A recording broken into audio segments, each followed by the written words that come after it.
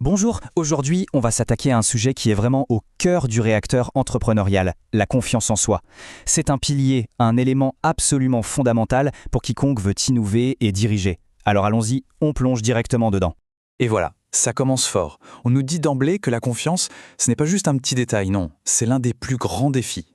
Et on met tout de suite le doigt sur une réalité particulière, celle des femmes qui se lancent, qui créent, qui prennent la tête. C'est un point de départ vraiment puissant.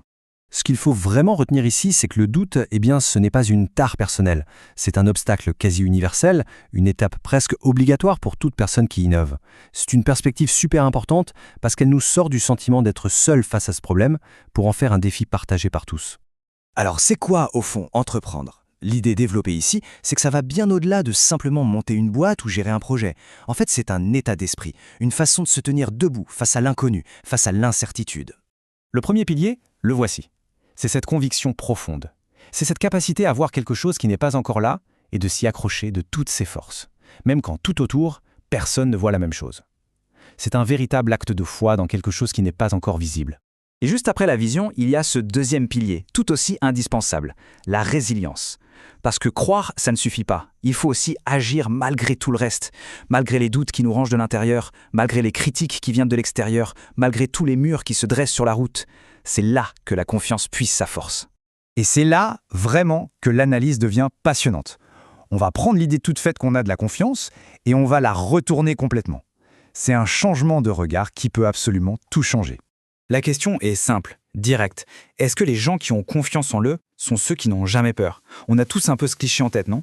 Eh bien, la réponse qui est proposée va totalement à contre-courant. Et voilà, la voici, la clé. C'est magnifiquement illustré ici. La confiance, ce n'est pas de ne pas avoir peur, c'est le courage d'agir avec sa peur. La confiance n'est donc pas une émotion, c'est une action. C'est une idée d'une puissance folle, et surtout, c'est incroyablement libérateur. Alors, si la confiance est une action, ça change toute la donne. Parce que si c'est une action, ça veut dire que ce n'est pas quelque chose d'inné. Ça s'apprend, ça se travaille, ça se construit. En fait, on nous propose de voir la confiance comme un muscle. Elle ne se renforce pas en y pensant, mais en s'en servant, jour après jour. Bon, mais concrètement, comment on le fait travailler, ce muscle ?